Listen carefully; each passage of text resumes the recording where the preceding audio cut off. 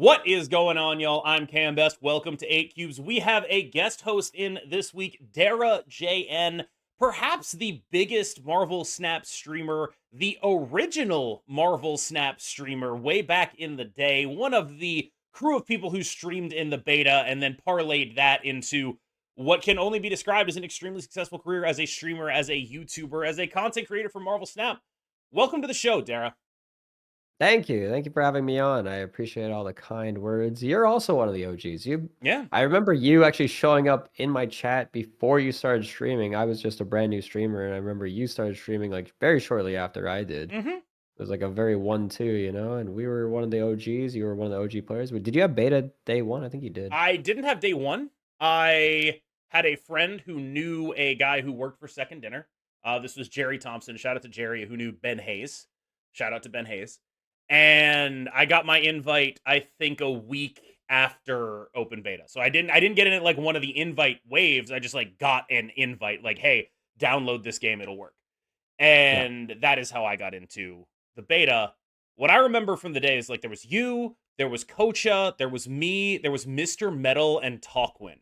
And like three of those five people have gone on to continue to do this. Binks was doing it at the time. Everyone was streaming to like the same 100 people. Yeah. And like it was Yeah. During all beta. yeah, it was crazy. It's crazy what this game has done. And so I'm glad that I was able to pull on those connections to get you on the show. So thank you. Oh yeah, for sure. It's great being on the show. Back on another podcast with Cam Best.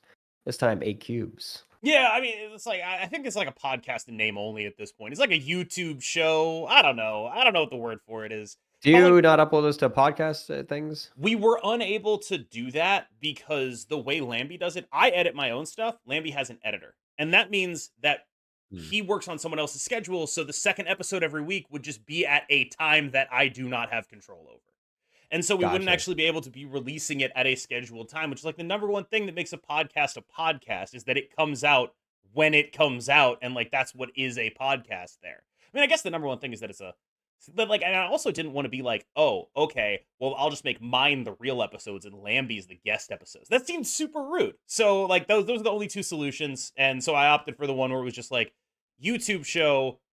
Let's do what we do. Should I leave this YouTube in share. there? You Like, can leave it in there. I Yeah, mean, yeah, YouTube okay, series. sure, Whatever. People yeah, like to hear this stuff. okay. It's a YouTube series. We're gonna talk about Madam Web. We're gonna talk about the card Madam Web. That's the actual first topic of the show. A 2/1 with the ability to give other cards the ability to move effectively. You are able to use her to move other cards out of the lane that she's in basically all the time. This is a card that scared the living crap out of me until they nerfed Taskmaster, and honestly, still might be scary, but not in the same way now that they've nerfed Taskmaster. What do you see this card doing to the metagame, Dara? I think this is gonna be like they had this at a 2-3 before they nerfed it coming out. And when I saw that card for the first time, I was like, this might be the most absolutely insane card they've ever released potentially. I think that's the feeling it gave me. But Yeah, 2-1, it's like it's still gonna be an insane card. It's not gonna be the most insane potentially. It's not gonna be Zabu on release, but it's gonna yeah. be close, I think. Like moving any card is crazier than you think. It's like every single card becomes vision. It's just like that's insane to me. It's just like you no longer need to do any sort of some shenanigans to move anything. It all just can move on its own. You just play it into the lane with Madam Web, and it doesn't. It's not like randomly get to choose one of the cards out of it to move. It's like you get to pick which card to move every single turn, not just once. Every single turn, you get to move a card out of that lane. So you can do some crazy stuff. You can even run like Elsa and just keep popping cards in there and moving them out. It's just like things are gonna be nutty, I think. At 2/3, I was like, oh, they invented a Jeff that is everything else here is Jeff. That was just like way obviously too strong, goes in everything. At 2/1, I do feel like you have to get some real payoff out of it. But luckily, Move has a ton of payoffs that were previously gated by like, oh, if I want to move this card, I have to play a whole other card, and I only get to do that once. And Madam Web, I mean, yeah, you are playing a whole other card, but you get to do it 4 times. And that is just like that's a real force multiplier for a deck that is otherwise gated by the ability to move. Like the points that it can put on the board are very gated by that. And now you're looking at like, this vulture moving twice is basically a guarantee. You're just going to be able to do that every single time. That's just going to be a guy that you paid 3 for, and then he got like 15 power. And like you're just gonna be able to do that. You're gonna be able to do Human Torch stuff. Just numbers are gonna be really big. What I want to know is when you build this deck, what are you afraid of seeing? What is the counterplay to something like this?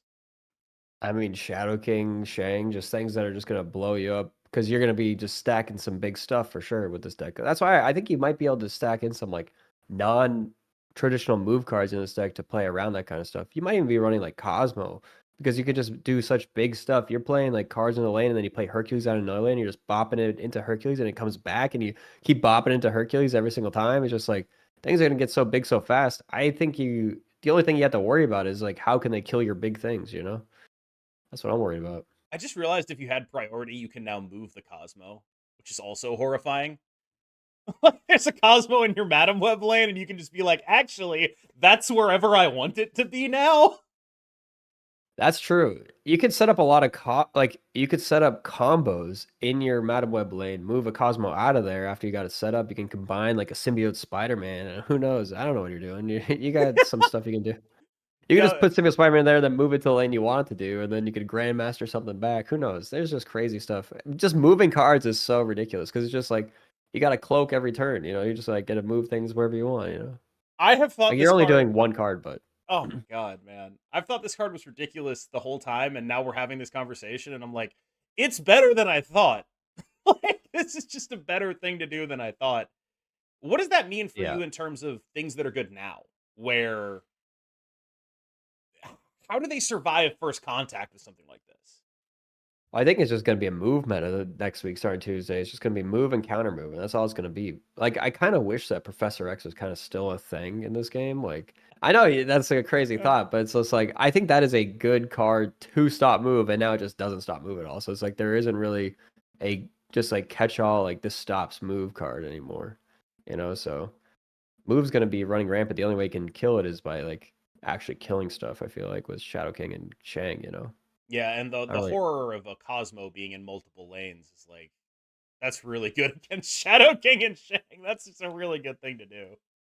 Yeah, I'm sure that'll be seen starting Tuesday. I don't even know if there's going to be decks that can compete with some of the move decks. I feel like that are going to come out. I'm not positive because you still have to draw obviously Madam Hmm. Web on two for it to be this busted. But the move decks aren't bad right now. Even like they're pretty good. And if you're just like you're running like the bounce move, you're running just like the Phoenix Force stuff. I feel like that's Phoenix Force isn't going to need it as much, but because Phoenix Force can move obviously already.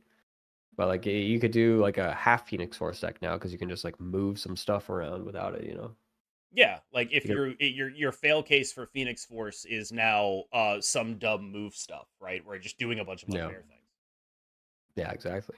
Speaking of some dumb move stuff, Arana is a 1/1 with an activate ability that moves the next card you play to the right, yes, and gives it +2 power.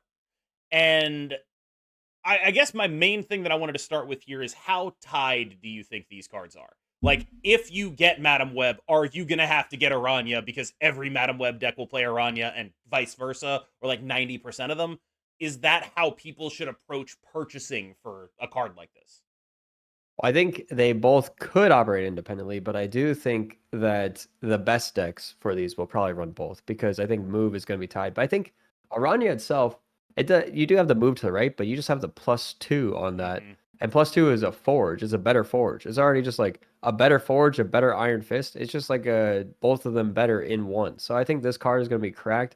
I don't know how they're going to like, by better forge, I mean, it's just like got the move synergy with it, I guess. But it's it's gonna be hard not to pick up Aranya, but I think you could pick up one or the other and still do really well. You kind of need both to do the best things, I think, with them.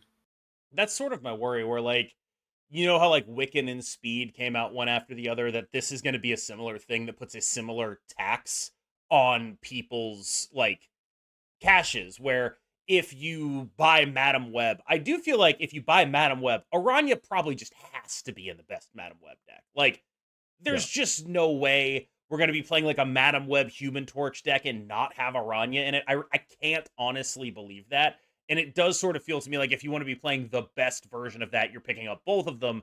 Aranya, I agree with you, does have some overlap in other archetypes where like this probably replaces Hulkbuster in a Deadpool deck. where it's just cheaper. You get your kills on Killmonger, you get your 2 onto it. You don't have to have it in an open lane. You just make it happen. And I think that like we've seen how good one cost Forge was in the Deadpool decks, and this is exactly one cost Forge in the Deadpool decks. So it is a meaningful upgrade there that I do think is probably pretty important. Are there any other decks that really stand out for you beyond like Deadpool and Move that are actually going to make use of Aranya? Do you think she's like a generalist card the way Silver Sable has sort of been? Or is it like a more specific type of, I'm just going to play this? I mean, you could throw it into like Surfer, like that +2. Mm, I actually don't know if that actually works. It might not actually work with Brood now that I'm thinking about it, but it could yeah. work with what's his name? Shaw. Shaw, yeah. Yeah. I don't know if the +2 goes before on reveals. It probably doesn't. So, but it I, might. yeah, I don't know either. I think that timing will actually matter. How I does, don't know if it moves first either, because with move it yeah. would matter too with like Iron or with Human Torch. Like if it gets the +2 then moves, or if it moves then gets the +2. Yeah, could you do like Iron Fist, activate Aranya, play Human Torch, get 2 moves? Is that how that Wait, would work? Iron Fist? Wait, what? Yeah, you play Iron Fist, then you activate Aranya, assuming she's already on the board. Play Human Torch. Is what happens boom, boom, 16? Or is it boom, boom up to 12? Can't you not play Iron Fist and Aranya because they'd be moving each other? I'm saying Aranya's already on the board. Oh, it's So, activate. I yeah, forgot it's yeah, yeah, activate. yeah, yeah, yeah. So, like, That's even better than I thought. Oh no, this card is crazy. Oh Oh no. no, we're leaving that in. We're leaving that. We're leaving. That's in. That's in there. It's staying in. If I'm leaving in the intro, no, for real though. If you want me to edit that out, I can. No, what that I forgot that Yeah. I forgot it's activate. No, that's true. That's just Okay. like I'm Aranya leaving is it in. correct. This is all happening. Yeah, +2 power and move it to the right on activate, and you Yep. can do it at the same time as something else. It does make it so you can't hold it till the last turn, which is one of Correct. the downsides of activate. But just being able to like play it on turn 1 and then you don't have your move card yet and you could just wait till you draw it is kind of crazy as well. She is Yeah, it does a say just a terrible top deck. Just awful when you're late in the game. Just she's not doing anything. If you draw her on 6, it's just a 0, nothing.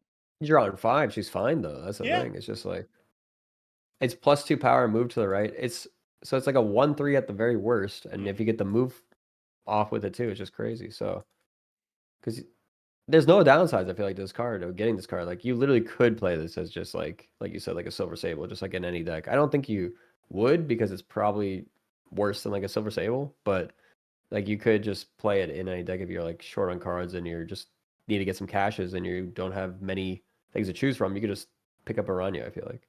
The timing on it is still a little bit weird. Like I don't know what the priority order is on like certain timings. Like does this go before like does this happen like the way Forge Brood works for some reason I think is not the same way Forge Nico works. And so like does I'm this go in the same timing as the Nico? I don't actually know. I'm reading this and it sounds like it will you activate and then it works like Forge. So Mhm. as you're activating it, so you could literally put this in a Surfer Brood deck and you play Aranya, then you activate it, and then you play Brood, and Brood will have +2 power as it's played out, is what it sounds like. That sounds like a solid thing to do. It sounds broken, honestly, at one cost. So I think this card might be broken.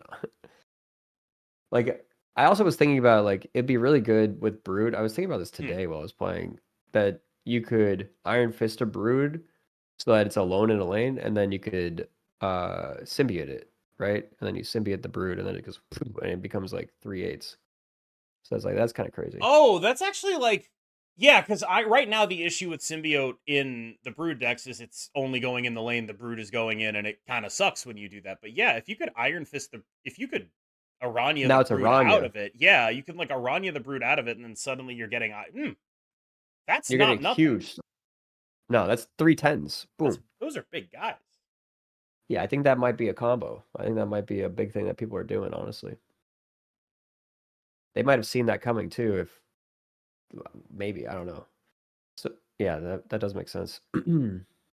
Oh.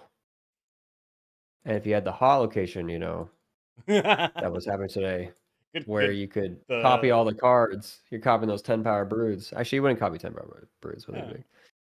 Yeah, the hot location today, I was not about that, honestly. Yeah, it was I lo what the cloning vats was the hot location cloning today. vets, yeah, Yeah, that's what it was. I wanted to use this as sort of a way to talk about hot locations generally, and we'll sort of segue from hot locations into snap data because these are two interrelated conversations for me. Because my understanding of hot locations is that, like, me and all my friends hate them, but like, me and all my friends hate a lot of stuff, right? Or it's like, very specific perspective of like high level game players. We're obviously going to not like the things that like mess up our data sets, right? Oh, well, I can't learn anything on a hot location day. All true, but I have it on like reasonable enough authority. And like, this isn't necessarily authority, it's just like sort of an Occam's razor thing where it's like, if there was a marked drop off in players on hot location days, they would stop doing hot location days, right? Like, they've done stuff before where they're like, let's try this. And then it sucks. And they're like, we should not do that because it's better for our game if we don't do that. And you mentioned something when I brought this up to you that was basically along the lines of like, it's very difficult to interpret that data. Could you elaborate on what you mean by that? Just in general, when you look at data and people are just like, if people play more on a certain day, it doesn't mean that they like it necessarily. You're not like, that is a metric that they want to look at. When I said that in general, it was pretty much a jab at second dinner not having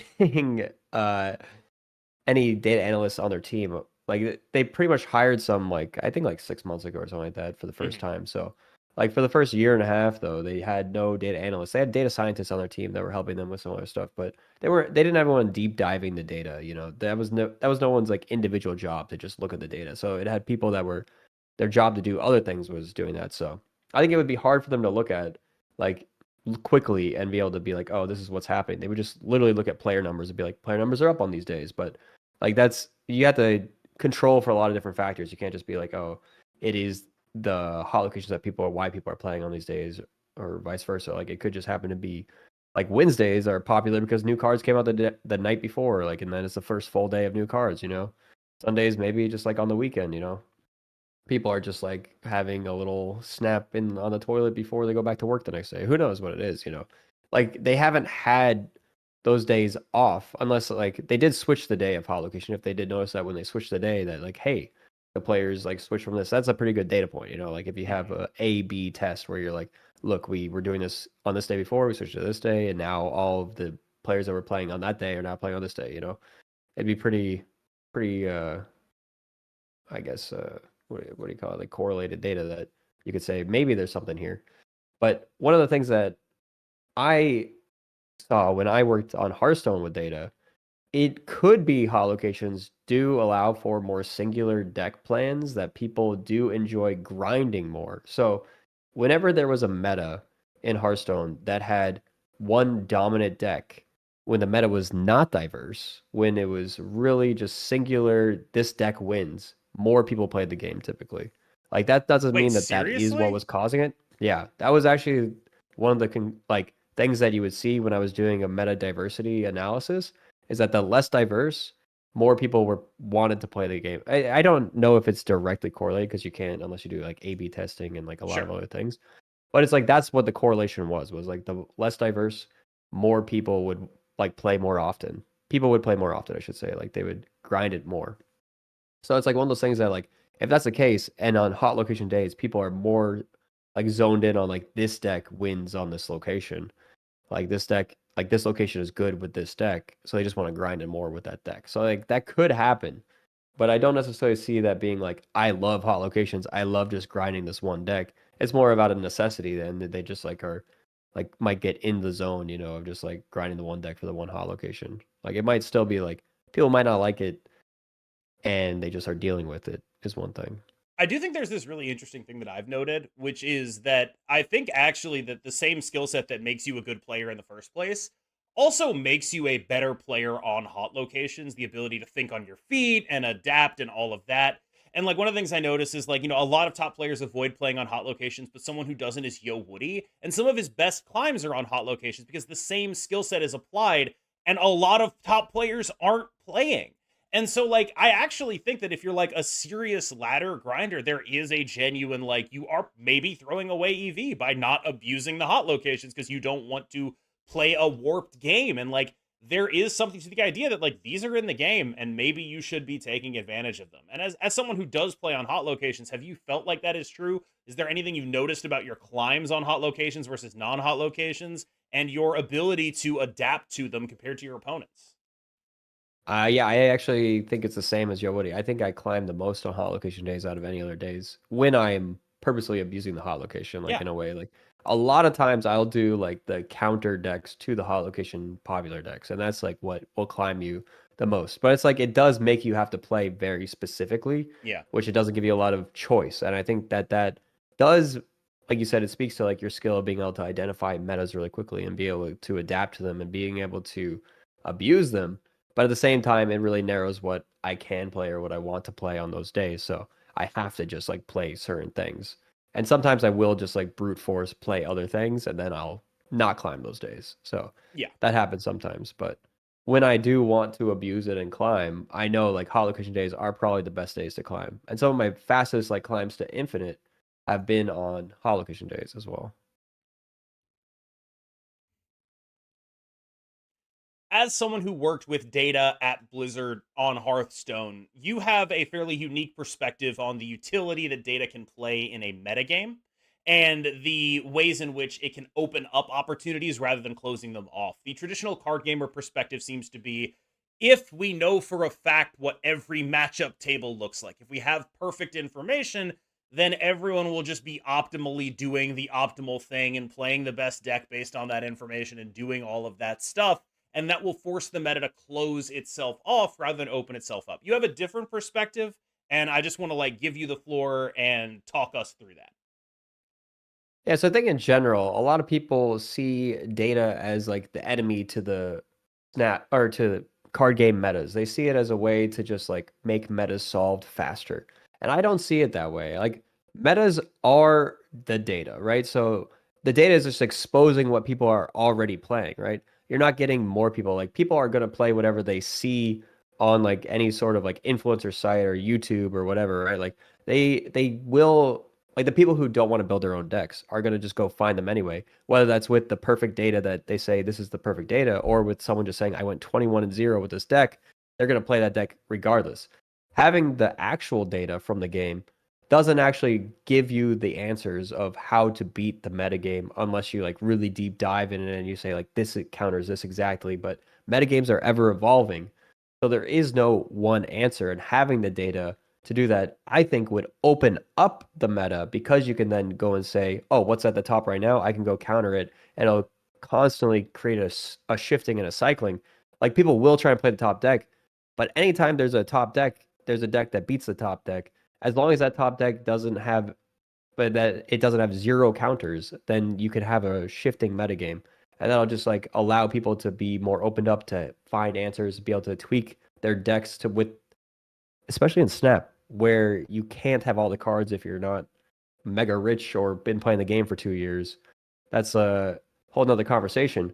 But if you would need to like replace a card, if you had access to all the data, you could be like, what's the best card I could replace this with? You could go look at like for this archetype, here are like the cards ranked in order of like what's good to put in. And you can kind of like decide, oh, I've got this card, this card, this card. I can like choose between these to put in. I think the Like, and it's thing gonna matter.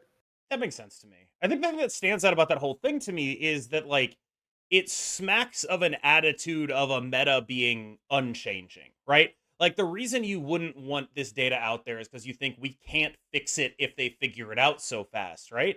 But I almost wonder if that's a relic of other card games. Like I understand why Magic the Gathering doesn't want this information out there because it takes time for that information to percolate down, and that time is valuable because you're killing time before the next set and all of that information changes. So you don't want that to be figured out immediately and have 3 months of boring, 1 week of awesome, then 3 months more of boring.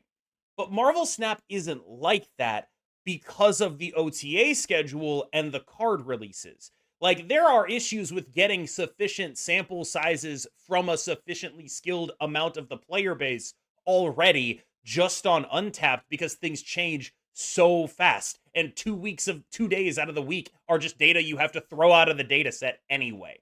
And so I wonder if almost like there's two things here. One, I think Snap might be better set up to do this than any other card game ever. And I think Snap is better set up to do a lot of things than any other card game ever, being pure digital and having the OTA schedule that it has. But two is, would there even be enough time in a given metagame to get a sufficient data set and be able to be confident in it, in your opinion, given what we know about the gaps between lower ranked players and higher ranked players and how matchups play out? I don't think so. And I think this would be like, how long is or how long is it between sets for Magic? Like, isn't it only a couple months? Like, It I think, depends on how you define set. They've gotten a little like, oh, here's a set that goes straight to modern. Then there's the standard set. Then there's yeah. the commander decks for this. Here's a commander set. Like, but it traditionally it's like a standard set every 3 months. Yeah, that's what I think. So I don't think 3 months, even in Magic, is enough to be confident in a metagame because you will see decks pop up halfway through that set that no one had figured out. And that means no one figured it out, right? Like it would be like it's not in the metagame because no one figured it out. It's not going to be in the data. So there is nothing for people to be like percolating out because it hasn't been found yet. So it's like things that aren't found aren't going to be in the data. So having perfect data released doesn't give you the things that aren't found yet.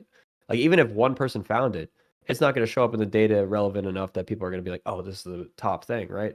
So it's people when they find it, it's already found. Like it'll percolate because people will say people who are high up on the ladder, this happened in Hearthstone, will be like, "Oh, I played against this deck. This deck was good. I steal this deck." Like this Yeah. deck is now it just percolates immediately. It doesn't like get hidden for a while. If it's a good deck, the second you play against it and you get loose to it, it's out there. It's just like even if the one person was trying to hide it, it's already out there. Like they might not have all 30 cards or whatever it is in Magic or 40. I don't know what it is, but 60. 60. It's like 60. Or Yeah, I knew it yeah. was 60. Yeah, but and then in Snap, like the 12 cards, obviously, it's just like you could swap so many cards. Like there is no perfect 12, I think, in Marvel Snap for almost any deck. Mm-hmm. I think you could swap out like one or two for every single deck, and it would still be like relatively good based on whatever meta you're facing. Because there is no one set meta in Marvel Snap, especially as you pointed out. It's just like, and the meta is constantly changing because of those OTAs and the new cards that come out. There's like those little small shifts that always happen. And as people change and play different cards, different things become good. And as long as there isn't one good deck that just is unbeatable, like some metas there are, like that one deck that just is so much better, like Thanos. Like the Thanos meta, Airsham when it first came out, like there's just some things that just like felt way too overpowered, overtuned, and then they get pulled back, and then you can open up the meta again. Like I think the data would not percolate everything as people think it is because data is just what's already being played. Right, and that bit about the cards, like you don't really have to have the perfect 12, you just have to get in the ballpark. And you're very Yeah. easily going to be able to get in the ballpark in Snap. And like in another game Yeah. it might really matter that you have the perfect 12, but in Snap you just have to get close enough and your replacements will probably be functional. I think what people are worried about when it comes to data uh, is that if you just, people misinterpret data all the time. So when you give someone data, if they don't know how to interpret it, they're going to make assumptions. So they're going to say, if you gave them a list of decks and say, this is based on win rate, if you just pulled up like Untapped and you look at the top down and you said, this is the perfect data, this is actually real data. And you're like, oh, so this is the best card, this is the best deck. Like it doesn't work that way. There is no the best deck unless it is so far and above beyond the next best deck. Like it's just like it depends on like the play rate, it depends on the meta that the people that are playing it and what band of people are playing it. It depends on so many different things that there is no just the best. It's like it's the best because these decks were being played that week. Yes. Like the second the decks that it's playing against shift, it's no longer the best deck. So it's just like there is no the best, and then people would just read it and be like, "This is the best." Everyone starts playing that, and then they're like, "Why am I losing? It's this is the best deck." So it's just like they're worried that people will just misinterpret the data, I think. Unless, of course, you are seeing it on my YouTube channel and I call something the best deck. That's because it is factually, unavoidably, my factual, 100% guaranteed opinion. The same goes for his YouTube channel. That's just how it works. If it's in a YouTube title in all caps, it's true. That's the rules. This is the best deck right now. Yeah. I wanted to talk a little bit about the pre-nerf to Taskmaster because whenever I think about Madam Web decks, I'm like, okay, my big worry with this card was unaccountably large Human Torch Taskmaster. That was like the big thing that was just like, that would suck because that is like a thing that has extremely specific answers, and even answers like Eliath, it's like you have to get exactly the Taskmaster lane correct. You can't get the Human Torch lane because he's just 64 power and you're gonna lose. And so that specific pre-nerf, I feel like, did make me less worried about Madam Web breaking the game. Not that I don't think she's still going to be amazing, but I wanted to get your thoughts on the ethos of pre-nerfing, because I noticed that the Marvel Snap community was quite upset about it. And then I read a ban announcement for Flesh and Blood, in which they pre-nerfed a bunch of stuff, or like pre-banned, I should say. They basically were just like, look, this constricts our ability to make cards. We have to get rid of it. They got rid of it. And like multiple cards that were just like, that is the justification. And I was struck by the difference in the way in which the communities reacted. The Flesh and Blood community was just like, yeah, all right, I get it. This is a pretty good, well written statement. I understand why you need to do that. And the Snap community was like, why would you do that when you could just nerf it after the fact? And I wanted to know where you fell on that and why. I think it depends on the nerf we're talking about. So Mhm. I think for a card that does like limit design space, that makes it really difficult. I think just like pre-nerfing is fine because then you're just like, this actually isn't just for this one interaction. You know, it's just like design space is gonna always being hard with this. So I think like Beast is like a good example of something that like they're changing for a pre-nerf because it did have some limited design space and it probably had some overlap with some new cards that were coming out. So I think with both of those things, I think it's fine to nerf like Beast in that way. But for like Taskmaster going to a 6, Taskmaster itself, I don't think was a broken card at all. Like, so to be like we're nerfing it for this one interaction in the future, and it's kind of like ruining Taskmaster for like some of these other things that you were doing. Like it actually ruined my Mr. Negative deck that I was running Mm, with Taskmaster. That like some of the backup lines were to just do a you have Ravona on the board, and then you yeah. do Sage Sage. Taskmaster on the final turn, and you can't do that anymore because it costs too much. So it's just like that makes it a lot worse when you can't do the backup plays if you don't get Mr. Negative with all these things. So Yeah, but like Dara, now it's a six. Now it's got buffed. It went from 5 to 6. It's better in Mr. Negative now. yeah, you would think so. Yeah. It's better with Cosmo, Mr. Negative. But I think I don't even think the interaction was for Madam Web because having it Mm, be a 6 cost doesn't really matter because you have to like have the card on the board already for Madam Web to play on it. So having it be 6 means you're not playing anything before it or with it, right? Like so I think the 6 is for Aranya, not because you're playing Aranya, because if you have Aranya on the board, they don't want you to play Human Torch and Taskmaster on the same turn, I think, yes. to just be blowing it up. Because you could play, like you said, Iron Fist, activate Aranya, and then have it hit Hercules, and then play Taskmaster. So it's like if you do that combo, like that's just a huge card already because it's getting the +2, it's going to 4, it's moving twice, moving 3 times, right? 3 times, 4, what is that? 8, 16, 32. So it's 32 power on one turn. And you just Depending, that's bait. yeah. Like I'm sorry to interrupt you, but like that's the min roll, right? Because the Yeah. max roll is like you're doing that and also repeating that throughout the game with bounce cards, and it's just like Yep. a million power. Yeah, so but you could just like hold all that power back and do it on the last turn and do 32, 32. Mhm. Like that they thought was too broken, I guess. So No, now you guess is you just this? play Hope Summers now and you just do that combo. It's just like, all right, you just get one extra energy. It's like, okay. Like it's not I don't think nerfing it was the answer because I don't Mm, think being able to do that on one turn, I don't think having Taskmaster cost one more is going to be the fix to that combo. I think it does just remove Taskmaster from some other decks, and it just doesn't make it playable in some other decks. Like, but I do think, and with that being specific with Mr. Negative deck, but I think you'll still do that combo. You'll still have Taskmaster, huge Human Torch. You'll just find a way to play it. Maybe Magic, Magic, horrifying, Hope Summers, horrifying. Wiccan. Yeah, it's happening. One of the things that I most associate with you is the ability to pull off these incredible climbs over incredible periods of time. Like what'll happen is like you'll gain like 1,000 SP in 3 days, playing like 30 hours in those 3 days. And that requires a mental game that I think is genuinely one of the best in the scene. And so I wanted to ask what it is that lets you stay even keeled when you are losing. Other than I know you've done a really good job at like making it into a fun thing on your stream, like it's like your thing, right? But like, what is Yeah. it that lets you be able to just like straight up, I'm gonna play Marvel Snap for 10 hours. It's gonna be okay. I'm good to go. And for you, 10 hours is like, I don't know, not like a light day, but like not a heavy day. That's a day you've done Yeah. and you will do.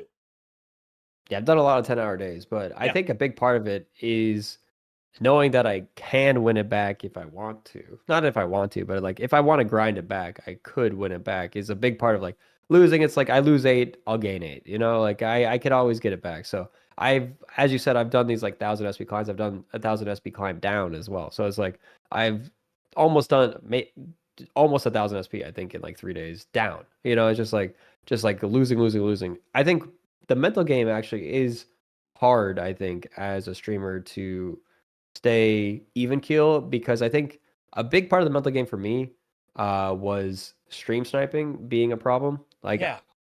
nearly every opponent, I feel like is in my chat either during the game or after the game. Like a lot of them. Like it's a whole lot of them. Like they'll come and say GG, it's fine. Like I like people that are interacting in my community. But it does get to you when you like are they watching? Like it's a Yep. huge advantage of Snap to watch.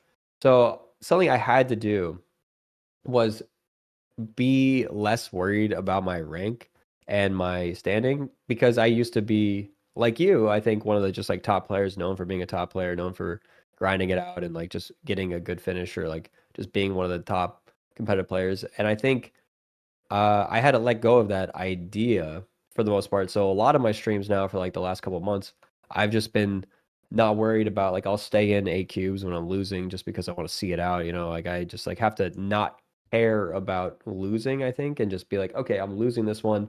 I'll win some more in the future, you know. It just has to be the mental has to be you have to kind of like lose that feeling of like I need to be the top ranked if I want to stream this game. Like that's one of the things that I had to do.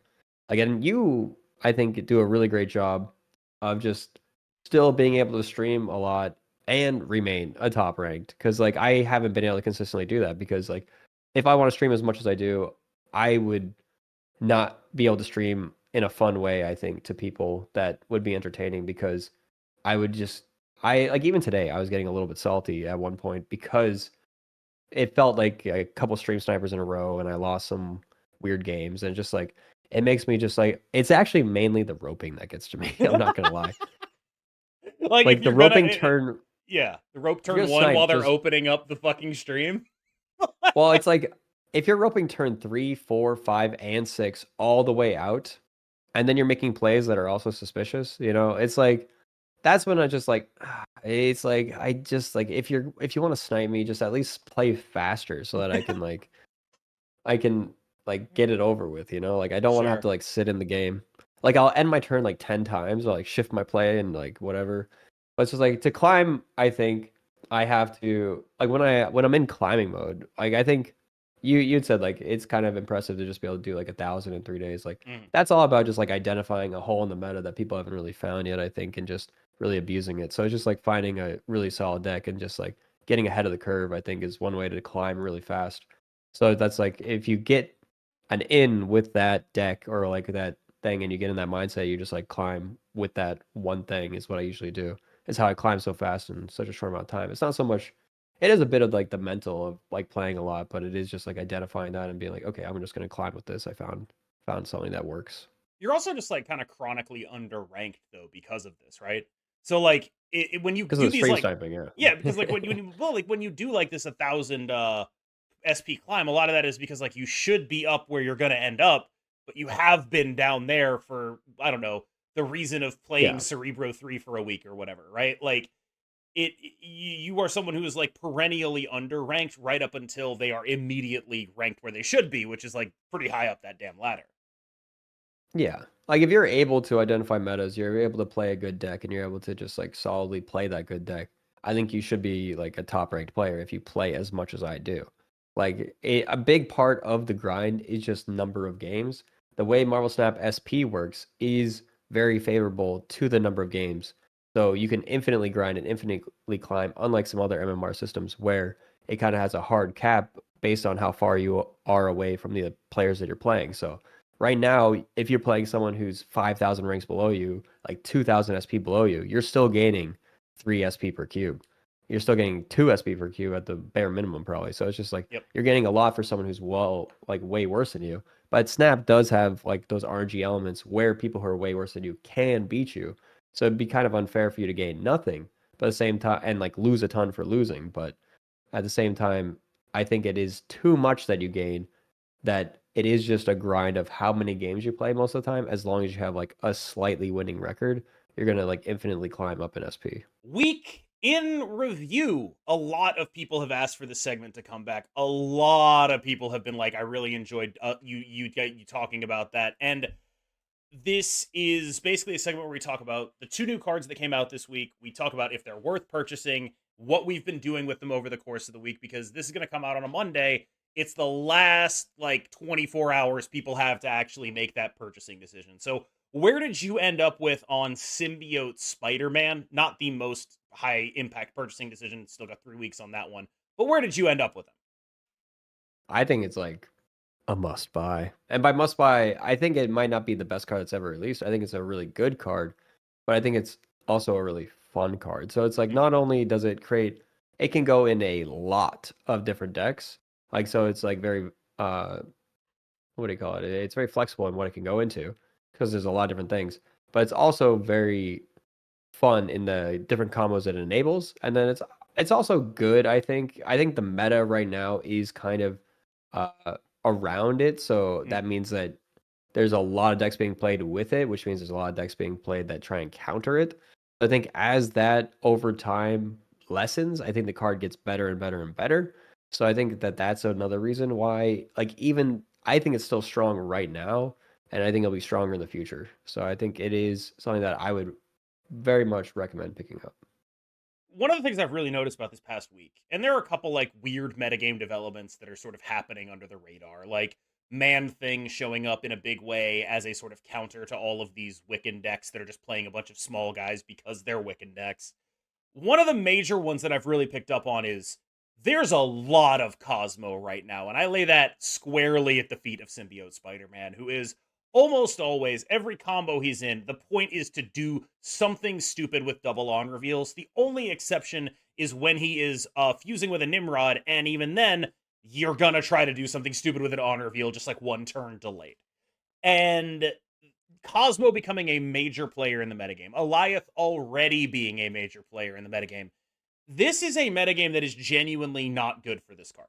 And people are playing it in a lot of spaces. And when I look at the stats on this card, I do not think they are good. I look at them and I'm like, that's not really a compelling argument for buying this card. But in the context of how hostile the meta is, there could be something there. I think my worry with this guy is like he ends up being the Grandmaster, where it's like probably not worth the 6,000 that it would cost. But when this guy's on the season pass, that's a really good deal, basically. Yeah. Yeah, the stats do say it's like a losing card right now. But as you said, Cosmo, it is very predictable as a card. I think that is one of its Yeah. biggest downsides. So even more so than Grandmaster, I think you have to kind of, since it's activate as an ability makes it so you have to play it out onto the board and make it vulnerable to getting countered. So if decks are running counters to it, it's going to be countered because it's just like it's there.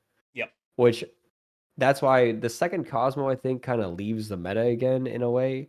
Uh as it gives more space for Symbiote Spider-Man, I think it becomes better. It's just like anytime like Wong Panther gets Hmm. popular, like before Symbiote Spider-Man came out, like you see Cosmo pop back up or like Shang pop back up. Because there was a time actually, like I think like a week ago or 2 weeks ago, where there was just no Shang, no Cosmo. It was just like no one was running Yeah. those in any deck. It felt like, and I think that's like as that happens in the meta, people start abusing it, and then they start pulling it back in. That's the meta cycle. It's like meta shifting. So I think as Cosmo moves out, Symbiote Spider-Man comes back. I think.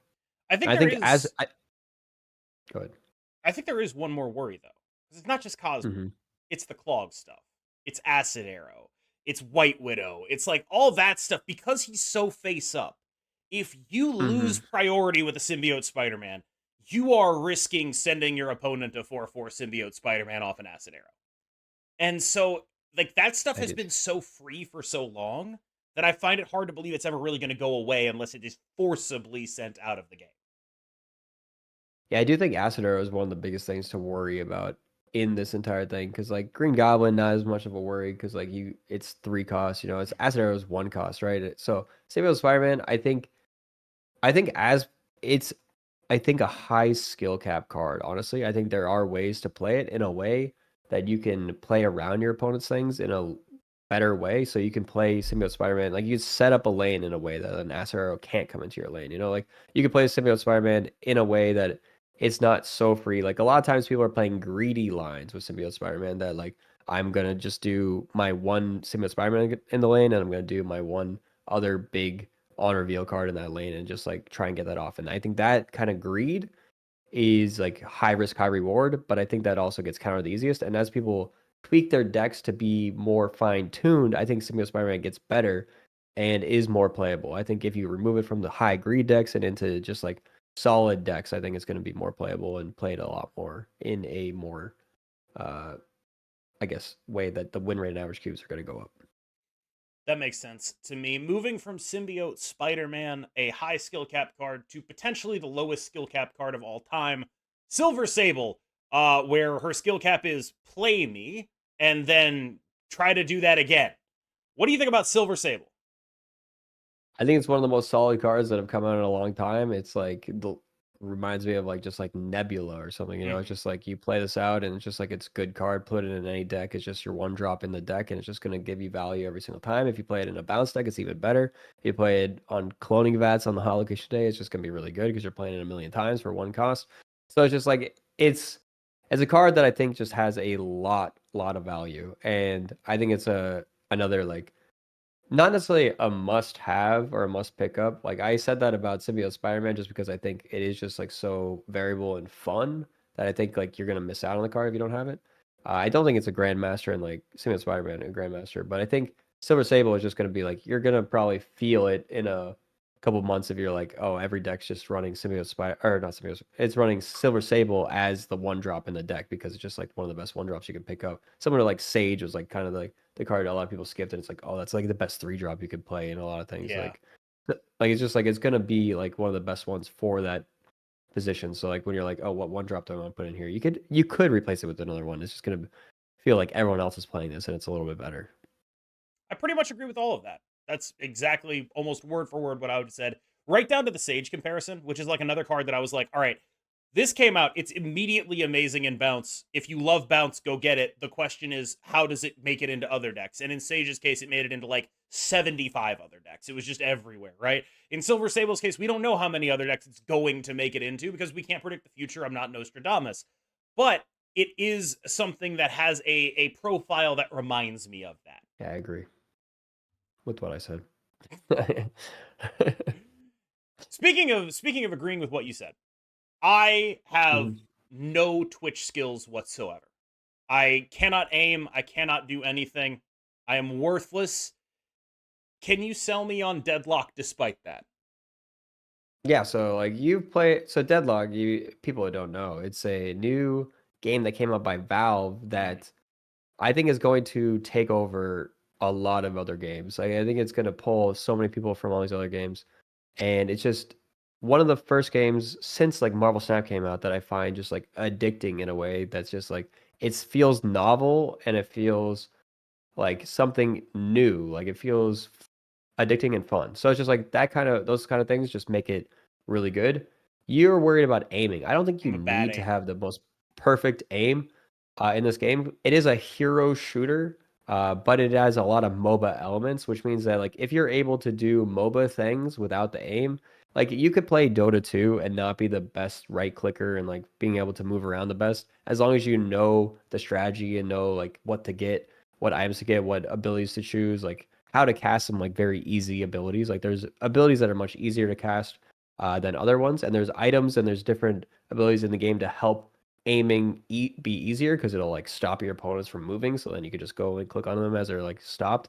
But also there are being a hero shooter, there are heroes that Deadlock is kind of a cool hero shooter in itself because it has a different gun for every single character. So each person has a different style gun. So not everything's the same. So some guns are going to be a lot easier to shoot with, and some like rely more on like melee levels of attacks. So like if you're someone who just wants to get up close and just shoot people up close, that's a lot easier instead of like sniping them from far away with like perfect shroud aim. You know, it's going to be a lot harder. So you can choose the heroes that I think are more akin to what you want to play. And that's something that I think would be really fun. Like Deadlock to me, like I've been playing it almost like every stream at the end of every stream. And it's just like one of the first variety games that I just have been really enjoying Yeah, no, outside of Marvel Snap. it's part of why I wanted to bring it up because like I noticed you've been playing. I know a lot of people in Snap have been playing it, and like one of the things that always stops me is like I'm a card gamer for like APM reasons. I have card gamer hands, which is to say terrible Yeah. fast twitch reflexes. I'm good at thinking, but I'm not good at doing, right? And so that's always been like a genre of game that strike me as like, oh yeah, that's a little fast paced for me. You know what I mean? I'm old. I've got boomer brain. That's just how it is right now. And so I did want to ask you about. I realized it was probably like a jarring transition. I probably should have explained like, hey, Darrow's been playing a lot of this new game Deadlock. Instead, I just jumped right into it. I don't know. If you're watching this far in the video anyway, you're probably just here for like us at this point. So I hope that transition wasn't too jarring, but I do apologize for it. It's on me as a host. I did want to talk to Darrow a little bit about that because it is something that like I've thought about. I literally only stream Marvel Snap. I basically always have. And that's Yeah. because Marvel Snap is the game that I genuinely wake up and I love playing it, right? Like it's I do what I want to do. I stream what I want to stream, right? And for the longest time, it's been the only games that would ever really break me out of that. Maybe like a Souls game or a Monster Hunter game, because those are games that I like. I genuinely love. And I keep hearing about this game, and it's like, okay, maybe I'll actually think about giving that a shot. I don't really know, and I know you've been playing a ton of it, so I wanted to ask you. Wait, so you play Souls games and you say Yeah, like you're old and you can't play games. I think Souls games are like no, very very similar skill set that you'd find in Deadlock, honestly. Like it's just like a lot of it is like dodging and then like getting your attack in, you know, things like that. Souls games Like are you do have pattern to recognition, man. Souls games are a dance. Souls games are against AI. Souls games are not against a 16-year-old with an Adderall prescription who's playing this game 12 hours a day and is 15 times better than you. You know? well, it is a MOBA in a sense, so there are AI and there are NPCs and Mm. towers and creeps. So it's like there's a big part of that in the game as well that you have to kind of just like spin around the tower that you're shooting that will stomp you and will like do a like Souls like kind of thing at Hmm. you. Like it'll throw a big fireball at you and you have to like jump out of the way of it. You know, there is like a roll function in the game. So it's like there is a lot of soul like that's why I think is the game is so fun. It kind of combines some of those elements of like Souls like shooters, MOBAs. It's kind of got like all these different things, you know, that are really cool in it. I think you would find it fun. I think you would find it really daunting at first, is Mm-hmm. the one thing. So it's like when you first get into a game like this, even for me, like who is a veteran of MOBAs and RTS games and things like that, and some shooters, I would say that it is still daunting when you first play it because it's just like there's I don't know how many heroes there are. Like, I don't know, like 18 heroes now. Not too many, but and each of them have four abilities. Those four abilities have like four different or three different upgrades that you could do to them. So you have to like read every single thing, and then there's like 50 items in the shop you could buy, more than 50, but it's just like there's a lot to like learn. But that's part of the fun of the game, I think, is the learning. Like you have to learn the map, you have to learn all the items, you have to learn all the abilities, you have to learn all the heroes, and you just like get to like go in, jump into one hero, figure it out, understand what's going on. You might not know what everyone else is doing to you because you don't know everybody yet, but I think learning it is just a lot of fun. And there's like a lot of small things you can tweak and just really improve your game itself. And a lot of it is not the aiming part of it. A lot of people I know that are good at this game are not that good of aimers, you know? All right. And on that bombshell, it is time to end. I hope you enjoyed this extra long 8 cubes featuring Dara JN. Dara, where can they find your content on YouTube, on Twitch, and various other places? Yeah, everything is slash Dera JNDERAJN. So youtube.com/DeraJN, twitch.tv/DeraJN, twitter.com/DeraJN. All of those. You can find me everywhere. It's all the same everywhere. You can find me everywhere. All right, I'm off to Yeah. xvideos.com/DaraJN. Y'all have a good one. My OnlyFans. See ya. Yeah. Actually, can you say it? Can you say that on YouTube? I don't What? know. What? Can I the joke I just OnlyFans? made? I don't know. Yeah, Sure. you It's might my get YouTube. If I get demonetized. demonetized, that's not your problem. Yep. All right. See you guys. Bye. Later. It was a joke.